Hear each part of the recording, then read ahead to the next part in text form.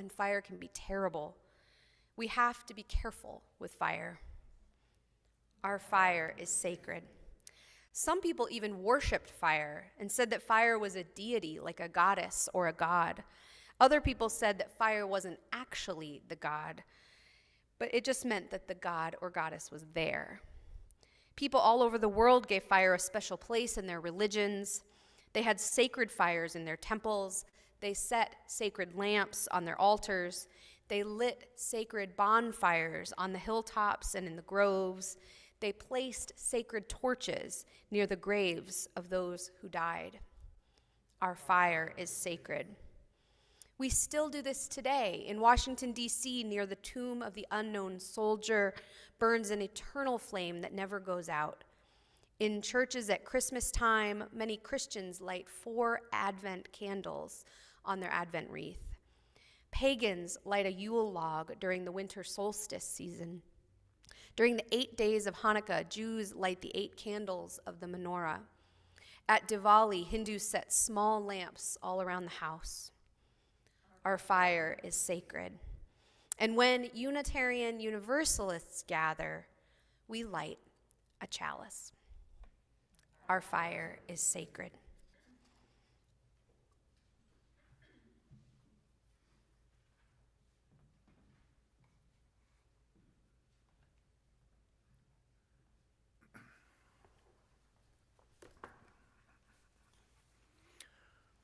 We as Unitarian Universalists strive to encourage a spiritual stance of abundance, rejecting a scarcity mindset. We take this time each week as a moment of practice, of taking stock of what we have, cultivating peace when we need to ask for support, and giving with joy whatever we are able to offer. For those of you who would appreciate some support, we are here to help. Please don't hesitate to reach out to Reverend Christina or Reverend Ali if you are in need of financial or emotional support. It is a joy for us to be able to offer help on behalf of this beloved community. And if you are one who is feeling stable and able to give, we ask that you do so in that spirit of abundance. There are many ways to give to the fellowship. You can give of your time and talent, and we especially need financial resources to allow our ministries to thrive for the months and years to come. If you are here in our sanctuary, you can come up to one of our offering baskets, which our ushers are holding near the back of the sanctuary. You can raise your hand if you want an usher to come to you, or anyone can donate online or via our text to give function on a smartphone. Thank you. Your gifts, as always, are deeply appreciated.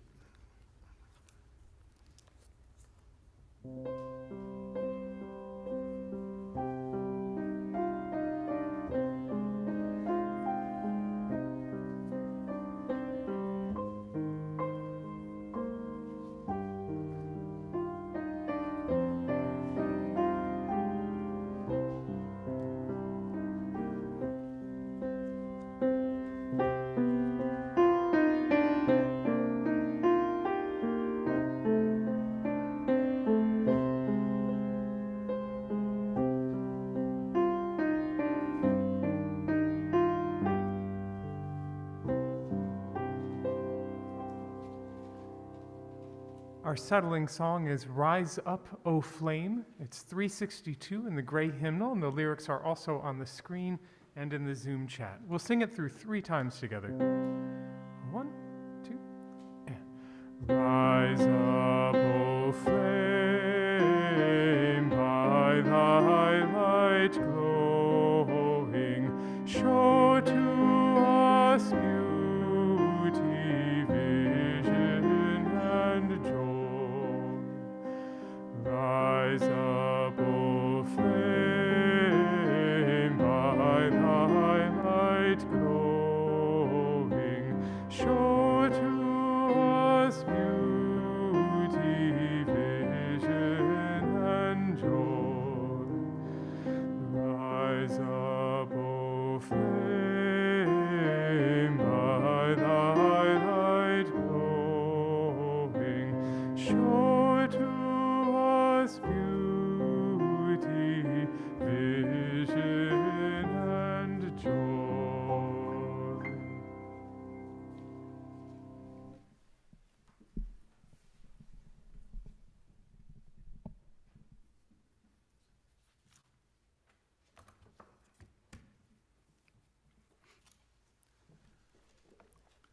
This is our first reading for our section, Wisdom from the World.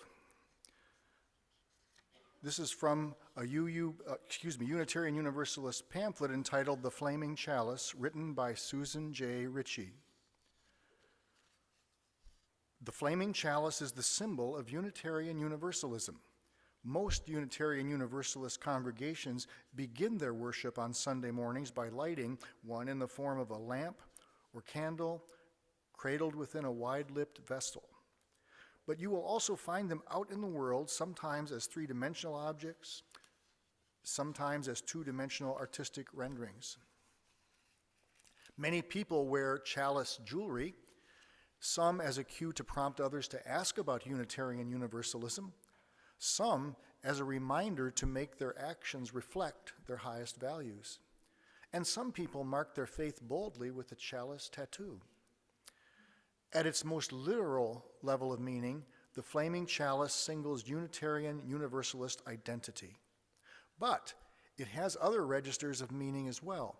It suggests the transformations that take place when we are held within religious community.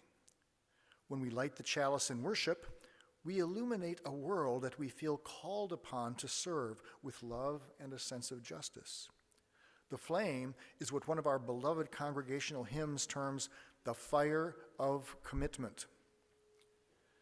Thus, you will see the flaming chalice on stoles and banners at demonstrations against injustice.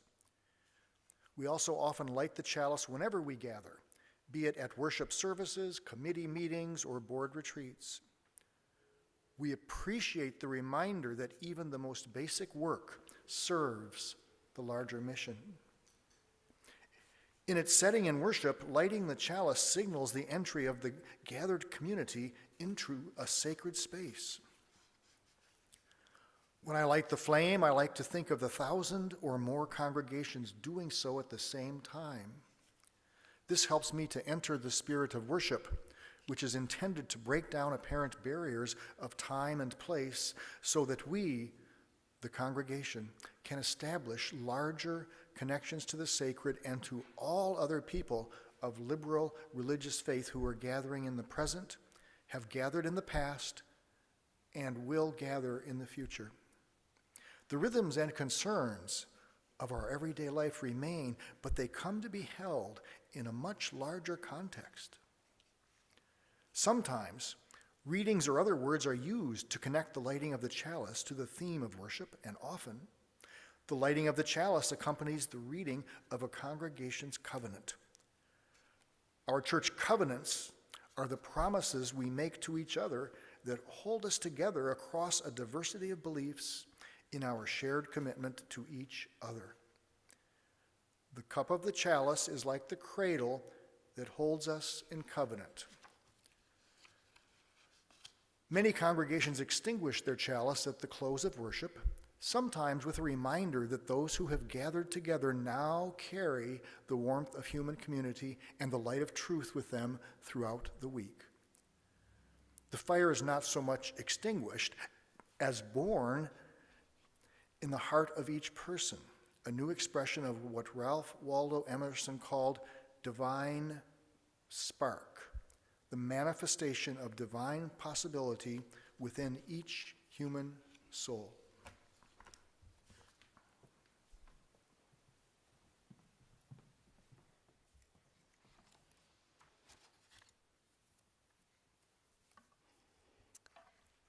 Susan Ritchie continues.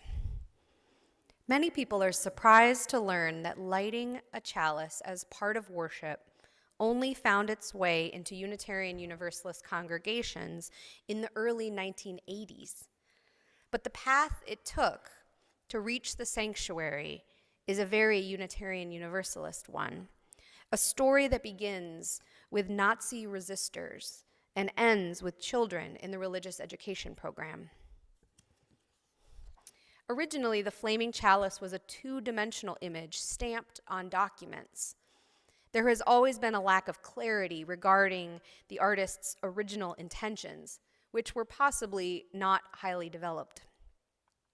Eventually, the chalice design formed the basis for the American Unitarian Association's official logo. After Unitarianism and Universalism merged in 1961, the symbol acquired two overlapping circles to represent each of the two traditions.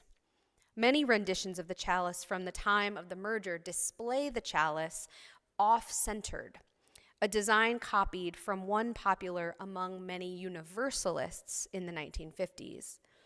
That symbol featured a large open circle with a very small off-centered cross inside. This signified how Universalism had grown out of the Christian tradition, but was still held open to a world of other possibilities and even unanswered questions. Interestingly, though, we aren't sure how the chalice as a two-dimensional artistic rendering transformed itself into the three-dimensional object used in worship. All evidence suggests that the path leads through our children's religious education programs. Curricula used in the late 70s stressed the meaning of the chalice and encouraged children to make chalices out of different media. Eventually, those chalices morphed into objects that could be lit. The first documented uses of the chalice in the main sanctuary are from Sundays on which the children and youth led worship and demonstrated their practice to the adult congregation. How wonderful that a children's church craft captured the imagination of an entire denomination. I enjoy the chalice's lack of predetermined meaning. One way to understand Unitarian Universalism's distinctive character is to see it as an orthopraxy. Orthopraxy stresses that the most important religious bonds are formed out of justice-making action and loving practice. This contrasts with orthodoxy, more common in other traditions, which stress correct and often homogeneous belief as the most important aspect of religion. The chalice was a symbol invented to represent courageous deeds that were already taking place, which was then developed by children in the cradle of love.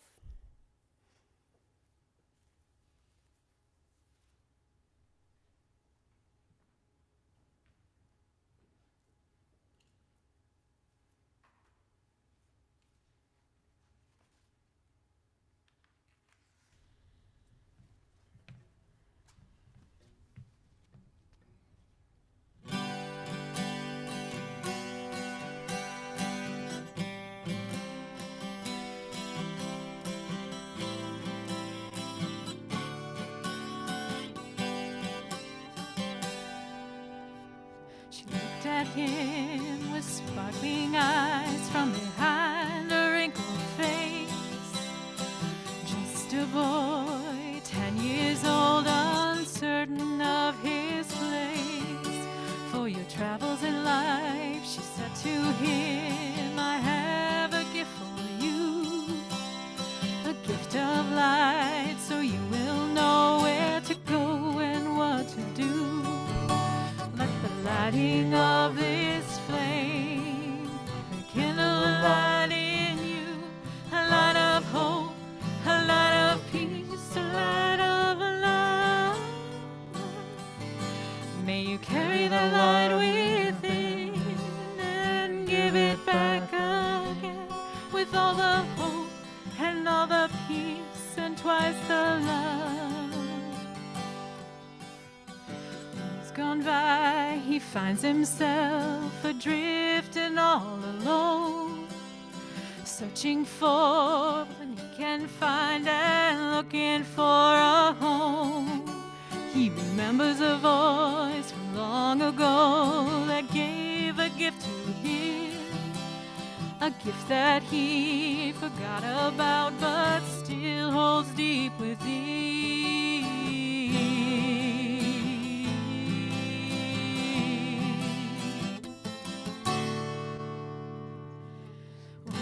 Child, a house and home, he's grown into a man. Husband and father, provider for all, he's doing all he can. When he finds himself needing to help those that depend on him, He uses that light to guide the way, and he shares what's inside of him. Let the lighting of this flame kindle a light in you, a light of hope, a light of peace, a light of love. May you carry the light within and give it back again with all the hope and all the peace and twice the love.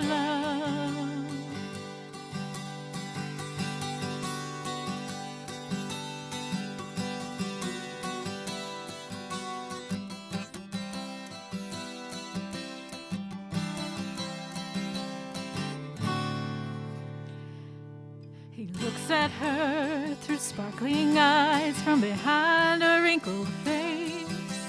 His daughter's child, newly born, held tight in his embrace. I've kept this light, he says to her, and it's shown me what to do. And now it's time to let it go, so I give this light to you. Let the lighting of this flame rekindle a light in you, a light of hope, a light of peace, a light of love. May you carry the light within and give it back again with all the hope and all the peace and twice the love. May you carry the light within and give it back again with all the hope and all the peace and twice the love.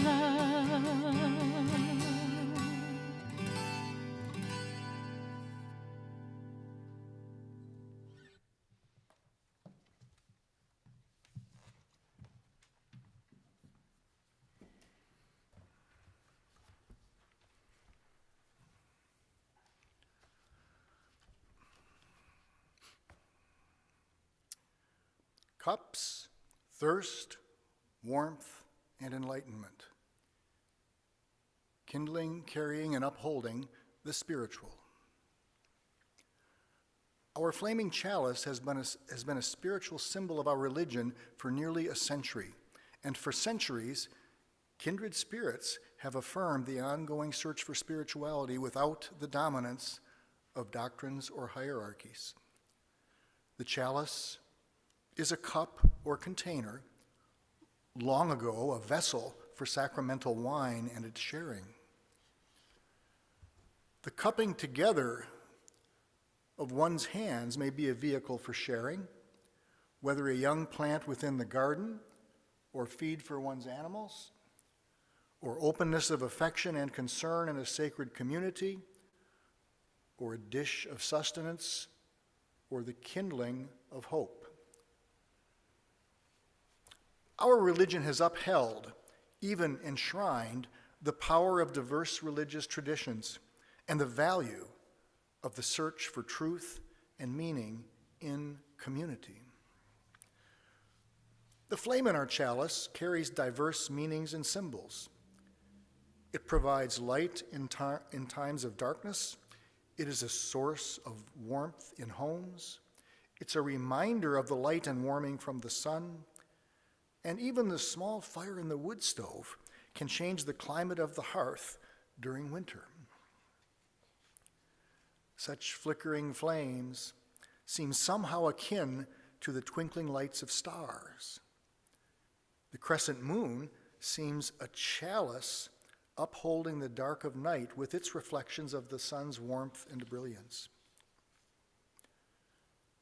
Just as the stove warms the kitchen, so does the body warm the mind and spirit. Our thoughts and inspirations depend upon our quiet fires of digestion and metabolism, and in turn, our visions and affections serve our healing and well-being. Thus, our body is a chalice containing the holy and the mysterious and burning with its own fires of invisible energy. The light of fire or sky or moon or lamp enter our own chalice, that of our bodies and their mysteries, not the least of which is the mother's body serving in love the body of the newly born. And the remarkable flames of affection and connection emerging from so many human paths and uplifts, and so many entrances of such flames through eyes, hands, mouth, nose, ears, hugs, walks together, and magical moments. You've heard there are two overlapping circles in the UU flaming chalice, symbolizing the melding and joining of Unitarian and Universalist faith traditions. However, those circles also speak of joining of partners, fusing of families, acceptance of differences, and the illuminations of spiritual diversity. So may we remember how to light the fire, circle about it, dance, sing, and await dawn.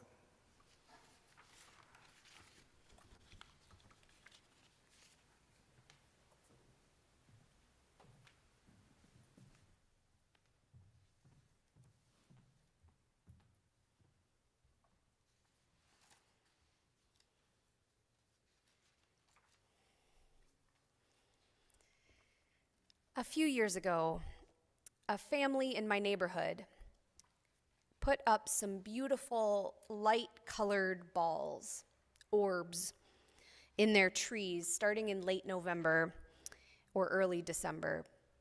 The colors and the brightness were even more beautiful than just normal lights on the bushes or the trees.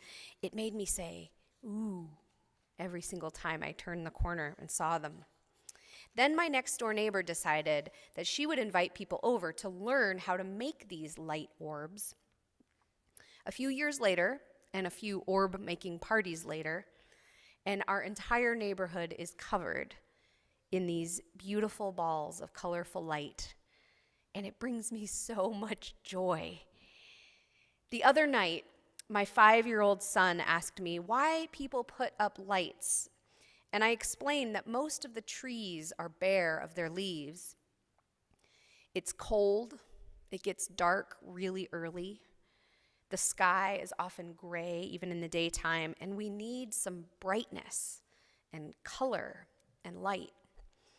That while many people call them Christmas lights, people have been putting up lights, lighting candles, burning special fires for thousands of years at this time of year, because it's a human need.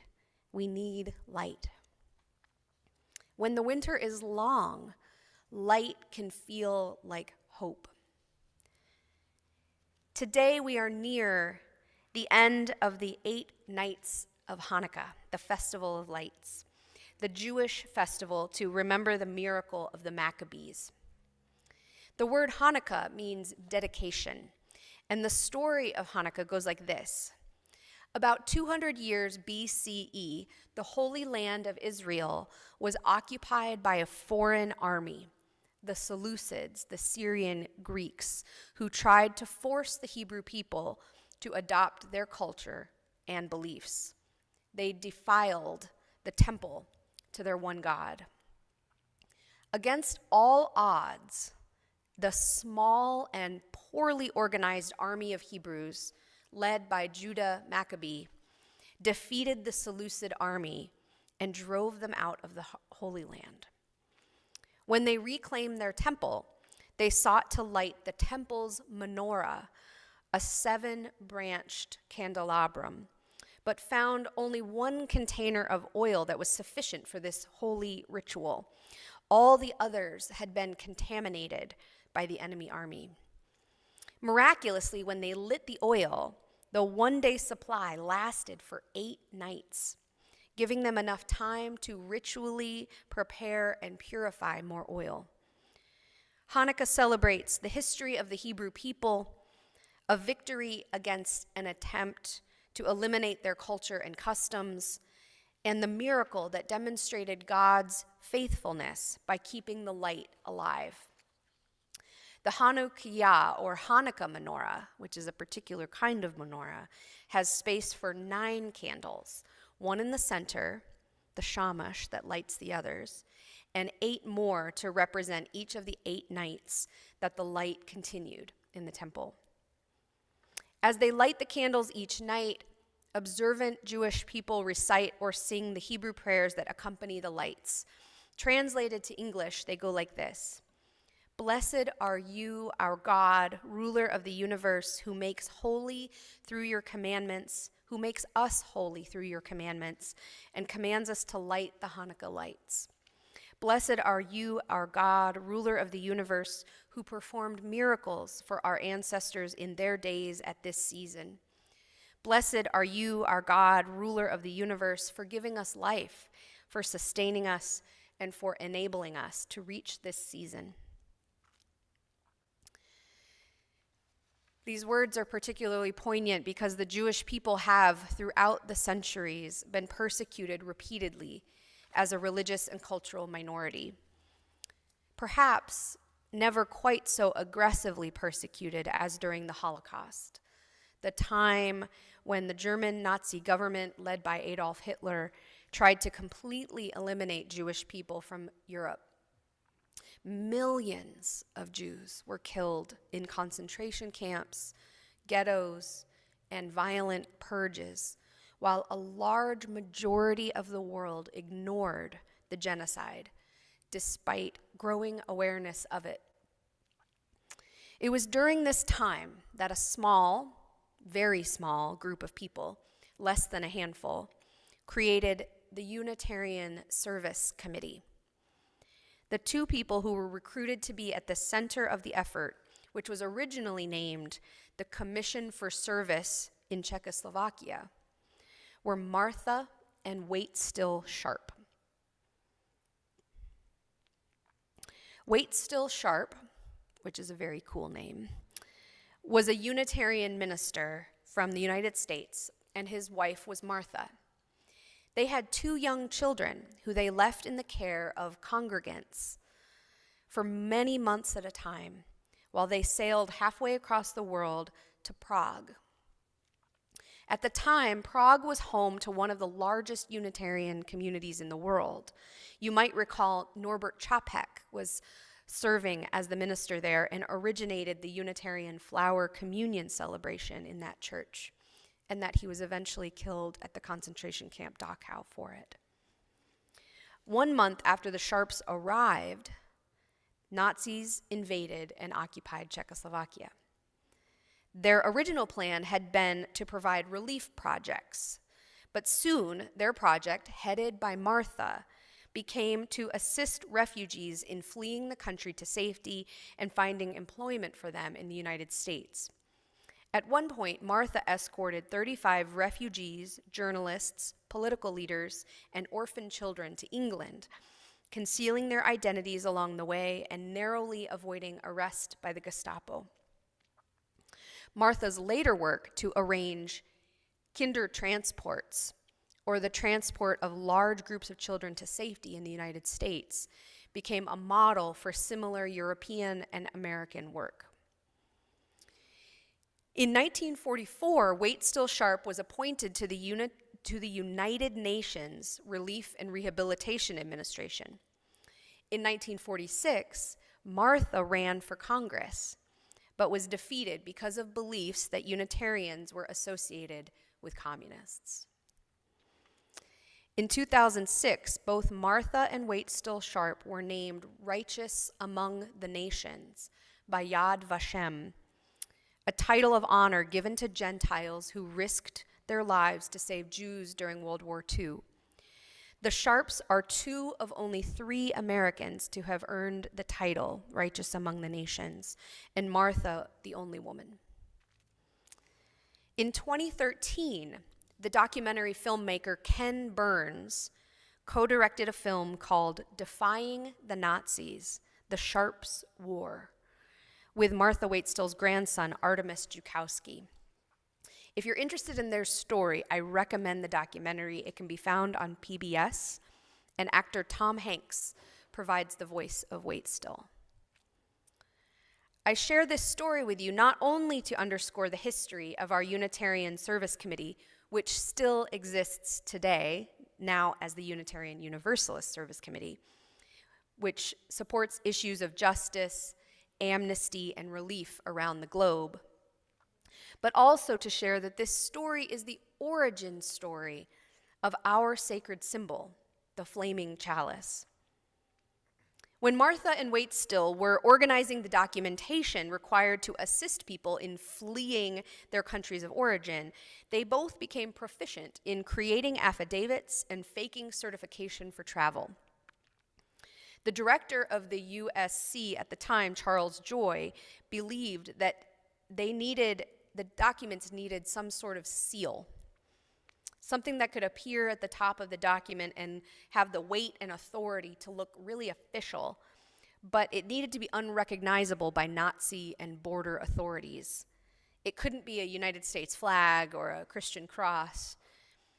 An artist was hired locally in Portugal, where they were working at that time. An Austrian refugee himself, the artist's name was Hans Deutsch, who created the seal for the documentation. He created the flaming chalice. What did the flaming chalice mean to the creator of it? We have only Joy's report to the Unitarian office in Boston, dated January 31st, 1941. Quote, "It represents, as you see, a chalice with a flame, the kind of chalice which the Greeks and Romans put in their altars. The holy oil burning in it is a symbol of helpfulness and sacrifice. In ancient and medieval art, this chalice is frequently found, and its design itself, modern and stylized though it is, reminds us of the signs seen on the old monastic manuscripts. This was in the mind of the artist. The fact, however, that it remotely suggests a cross was not in his mind, but to me this also has merit. We do not limit our work to Christians. Indeed, at the present moment, our work is 9/10 for the Jews. Yet we do stem from the Christian tradition, and the cross symbolizes Christianity and its central theme of sacrificial love." End quote. These next images are of the archives of the Unitarian Service Committee from its work during this time. You can see here a very crowded office in Lisbon, Portugal. And the images of the chalice can be found on the signage on the wall near the top and on the package near the center of the image. And then this next image is one from a supply room helping a child get fitted with a new outfit. The chalice is visible on the signage on the shelves behind the child. The symbol of the flaming chalice, as we heard in our reading earlier, did not immediately become the symbol of our entire faith tradition. That took time. In fact, it was the Sunday school projects that transformed it from a two-dimensional image on documents and seals to a three-dimensional object that we now use to bookend our time together in services, meetings, and gatherings. But when we light our flaming chalice, I encourage you to remember or imagine the terror of the people who applied for the kind of documentation and paperwork that required that symbol on the papers. I encourage you particularly to hold the parents in your heart who applied to the Unitarian Service Committee for their child to receive safe passage to the United States, knowing that that meant they might never see them again. Imagine receiving your mail and opening the letter stating that your child had been accepted to a Kindertransport, and at the top of that letter, a small flaming chalice. We say words each week here at the Fox Valley UU Fellowship that are not words that are common to our Unitarian Universalist tradition. They are unique to this fellowship. They were written by a member here many, many years ago. I love our words, and I love being at meetings where we all try to remember them. I officiated the wedding of a young man this past summer, He had been raised here at the fellowship, and his mother is still active here. He and his soon-to-be wife had planned to use a unity candle in their wedding ceremony. When we were practicing lighting that unity candle at the rehearsal the night before the wedding, the young man and his brother both spontaneously began reciting our chalice lighting words. We all laughed, and I told them I was impressed. They hadn't been around in a long time, but those words have stuck in their mind, and I hope in their hearts. The problem is, anytime words get used repeatedly, they have the possibility to become rote. Their meaning forgotten as we say them over and over again. So I'm going to say them now, slowly, and I hope that you can hear them anew, knowing what you now know about the symbolism and history of the flaming chalice. We light this flame, symbol of new life, enlightening our way, a symbol of the warmth in every human heart. Let the lighting of this flame rekindle in us the inner light of hope, of peace, of love. May we share that light with all people.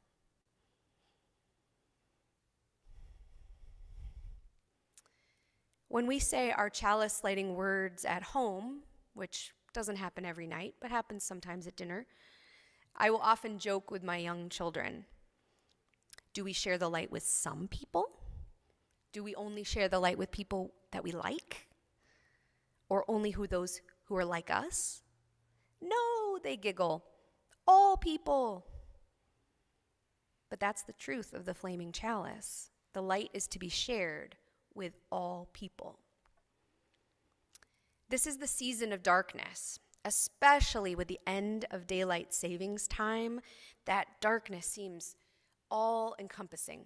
And can we just be done with daylight savings time, please? The lights, whether they are large or small, twinkly, orb-shaped, or flaming, bring a sense of warmth, love, and hope, like the words of our chalice lighting remind us.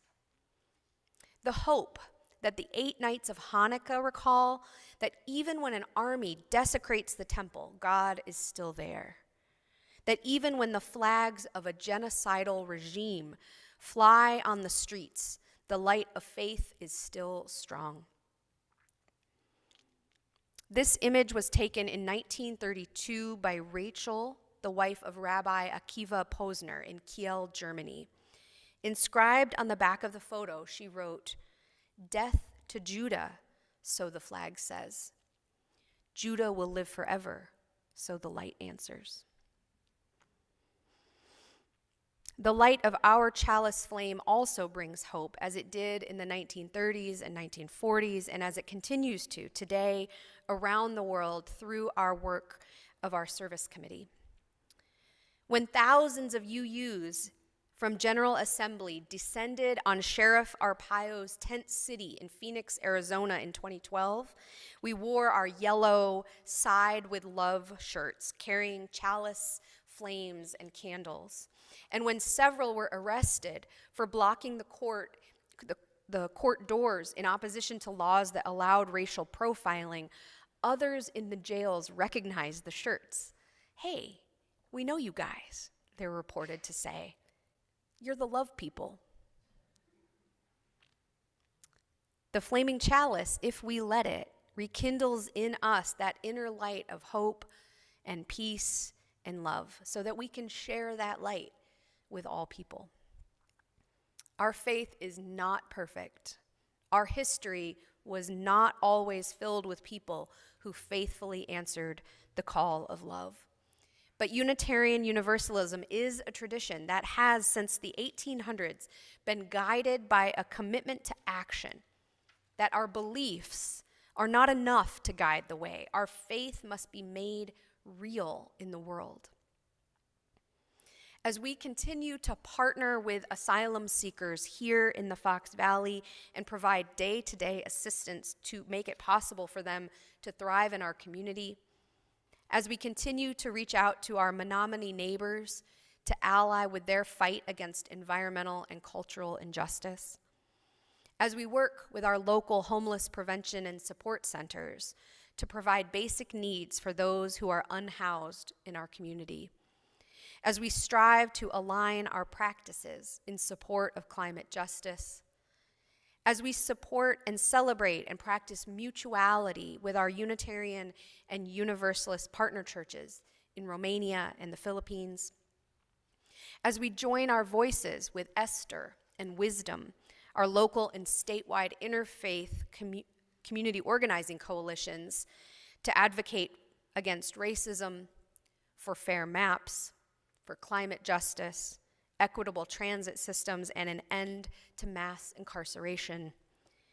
As we continue to be a voice in the community in support of GLBTQ rights, our flaming chalice lights the way. The world can feel like a very scary place sometimes. This is not the first time that fear and injustice have gripped our communities, nor, sadly, will it be the last. But as Fred Mr. Rogers reminds us, look for the helpers. I would add, be one of the helpers. Let's join our small lights together to create a path through the darkness. Let's allow our faith to light our way forward with hope and action. May it be so. Shalom. Amen.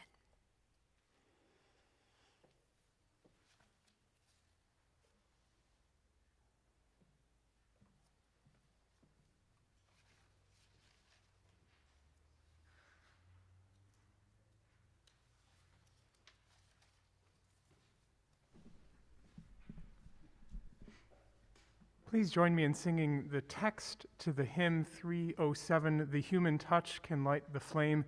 It'll be on the screen and also in the Zoom chat, but we'll be using the tune, The Gift of Love. So I'll play that through once to get it in our ear.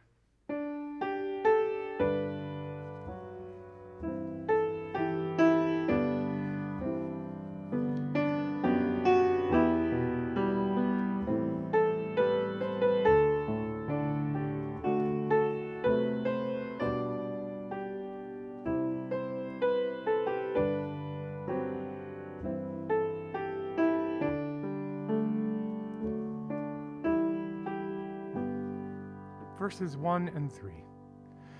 The human touch can light the flame, which gives a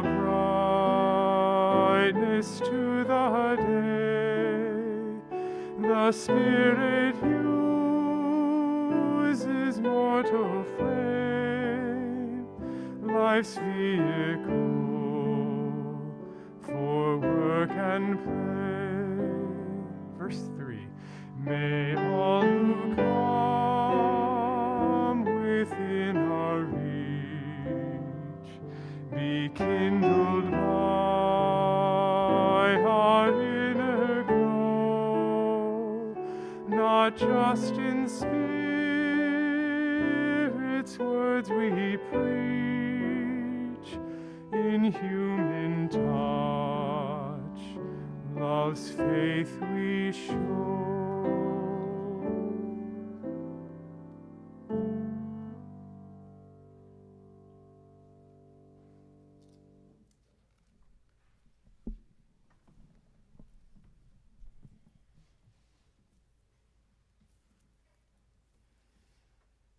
Part of this commitment that we share with each other is to bring our joys and concerns to this time together. It's our sincere hope that we can be a resource in our common quest to celebrate happy moments and seek healing and wholeness in this complex journey of life. For those of you who are joining in person, after the service, you can place a stone in our fellowship chalice as a symbol of our loving community, which supports you supportively. Or you can join a member of our care team who will be offering a listening presence.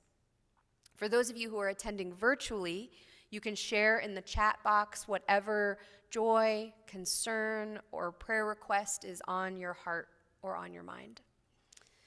We will place a stone in our fellowship chalice now for those of you who are joining us on Zoom. For care and connection during the week, please don't hesitate to reach out to anyone on staff or particularly to Minister Allie. If you'd like to be included in the weekly Joys and Concerns email, which goes out on Sunday or Monday, you can call or contact anyone on staff or fill out the form on our website. May the joys and concerns that we share, or those that we simply hold in our heart's silent sanctuaries, allow the joy to be amplified, sorrow to be comforted, and life journeys witnessed. And now let's turn our attention to those joys and concerns that are wider than this gathered community. We allow our mind and heart to reach out in ever-widening circles, like the ripples in water. For each stone that we place in the water, we will name a joy or concern in our larger community and wider world. The first stone is for those joys, concerns, and transitions that are here among us. As the water ripples out, we add another stone to expand our hearts beyond the Fox Valley, beyond Wisconsin. This week we hold Oxford, Michigan in our hearts after witnessing yet another school shooting. We grieve with the Oxford community and we wrap our hearts around those who were killed, those who were injured, and those who experienced the trauma of that day. We share in the outrage and commit ourselves to continuing to fight for a nation without gun violence. We add another stone for the United States as this week we have seen the current threat to Roe versus Wade. We pray for wisdom in the Supreme Court during the coming months, and we hold women and people of all genders whose reproductive rights are at stake in love and care during this uncertain time. As the ripples continue, we recognize our interconnectedness across borders and oceans, and we add another stone for one of our two partner churches, the Unitarian Universalist Church of Banay Banay in the Philippines.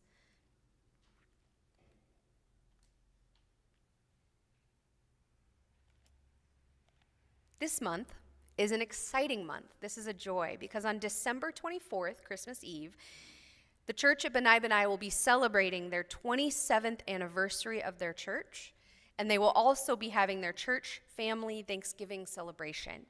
This is the most joyful and celebratory event of their year, with bright colors and flags, food and worship, music, and sharing of their community's stories and traditions. Part of the beauty of living in partnership with another congregation like this is to share in each other's joys and celebrations.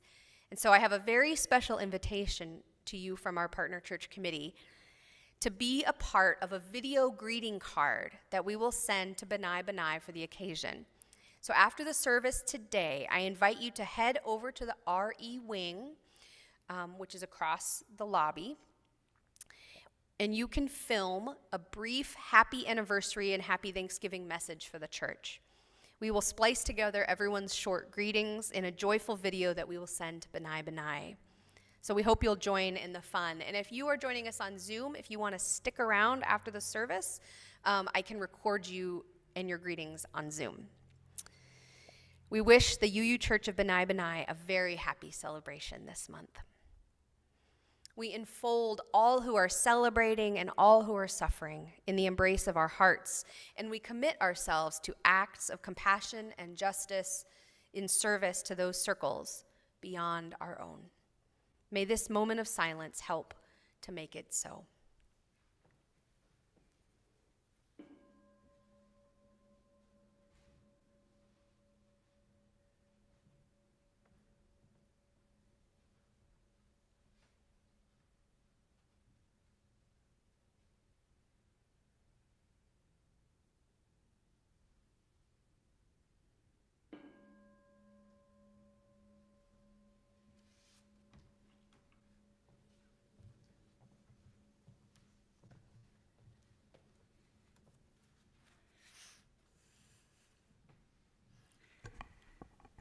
Our time together is coming to a close, which means our time to return to the world and to our daily lives is beginning. I am Cindy Darling, a member of the engagement team, and I'm filling in for our Director of Congregational Life, Marie Luna, who is off this Sunday. Remember, there are always ways to get connected here, both in person and online, and to live your faith more fully. Be sure to read, yes, read, the Weekly Scroll e-newsletter, or let us know if you want to be added to that mailing list. Check the back of the order of service for some highlights about what's coming up. And don't forget to visit the RE wing, as Reverend Christina was just telling you, on the other side of the lobby. There's Tina in the back with her sign. Record a short video greeting, wishing our partner church in Banai Banai, Philippines, a very happy church anniversary and a happy Thanksgiving. Now, as we prepare to leave this gathering, we invite you to consider what you wish to take home with you. What lesson, idea, or theme you will carry with you from this time together back into your daily lives.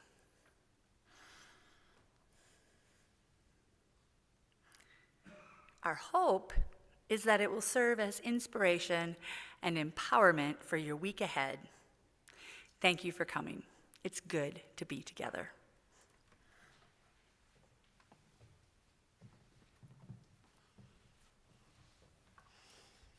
And now, please join me in our unison words for extinguishing our chalice flame, even as we hold its light and warmth in our hearts.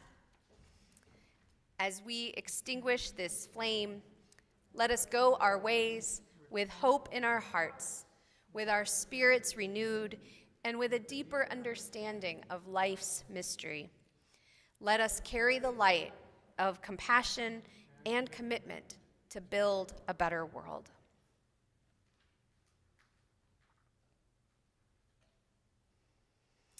After our closing words, you will hear some music, and we invite those of you who wish to stay and participate in some response time, conversation time, to stay in the sanctuary up near here by the front, or if you are on Zoom, you're welcome to stay as well for that time, or just to stick around to record one of those greetings for our Banai Banai partners. Everyone else is welcome to log off or make their way out of the building. Go in sacred light, inspiring and empowering you. Go in peace, knowing that we wait to embrace you upon your return.